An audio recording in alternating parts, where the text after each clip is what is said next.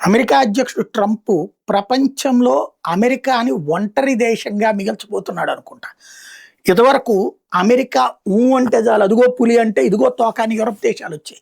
America అయ్యో అనగానే వామ్మో అంటూ పరిగెత్తుకుంటూ వచ్చేసే నాటో దేశాలు. ఇప్పుడు ఇరాన్ మీద యుద్ధం చేస్తుంటే యుద్ధ విమానం కాదు కదా, కనీసం ఒక తుపాకీ గుండు కూడా ఇవ్వడానికి నిరాకరిస్తున్నాయి. పైగా అమెరికన్ యుద్ధ విమానాలను మా దేశంలో దిగడానికి వీల్లేదని ప్రపంచమంతా ఎదురు తిరిగిన రోజులు.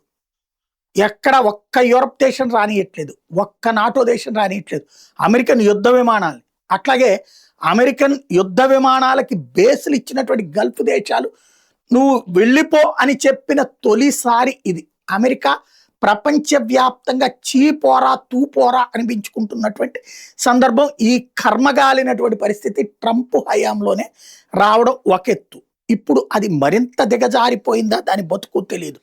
ఎందుకంటే ట్రంప్ తీసుకుంటున్న చర్యలే అతనికి మైనస్. ఒకప్పుడు భారతీయులు ట్రంప్ని అభిమానించారు, ప్రేమించారు, మొన్నటిసారి గెలవాలని కోరుకున్నారు. అదే భారతీయులు ఇప్పుడు చీ తూ అని ఊస్తున్నారు. భారతీయుల పట్ల అతను ప్రవర్తిస్తున్న తీరు, భారతీయుల్ని తిప్పి పంపుతున్నటువంటి తీరుతో అసహ్యించుకుంటున్నారు ట్రంప్. మొన్నటిదాకా నరేంద్ర మోడీ మై ఫ్రెండ్ అనాల్సినటువంటి ట్రంప్ ఇప్పుడు అదే నరేంద్ర మోడీ ఆ ట్రంప్తో కూర్చోవడానికి కూడా నిరాకరిస్తున్నటువంటి పరిస్థితి. ఆ స్థాయికి ట్రంప్ అసమర్థుడయ్యాడనాలా, ట్రంప్ చేత్కరించబడుతున్నాడు. అదేమంటే ట్రంప్ తన దేశ ప్రయోజనాల కోసం పోరాడుతుండడం వల్ల ప్రపంచంలో ఒంటరోడవుతున్నాడంట. ఇప్పుడు దక్షిణ కొరియా ఎన్నో ఏళ్ల నుంచి మిత్రపక్షం అమెరికాకి.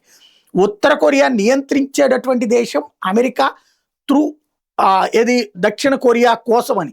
ఇప్పుడు అట్లాంటిది దక్షిణ కొరియాని పక్కన పెట్టి ఉత్తర కొరియా అధ్యక్షుడు కిమ్ జాంగ్ ఉన్తో భేటీ అవ్వడానికి స్వయంగా ట్రంప్ ప్రకటించడం, 57 అణుబాంబులు వాళ్ళ దగ్గర ఉన్నాయి అని చెబుతూ అయినా సరే నేను వెళ్ళి కిమ్తో కలుస్తాను అని చెప్పినటువంటి ట్రంప్ వ్యవహార శైలితో అసహించుకోవడం ప్రారంభించే దక్షిణ కొరియా.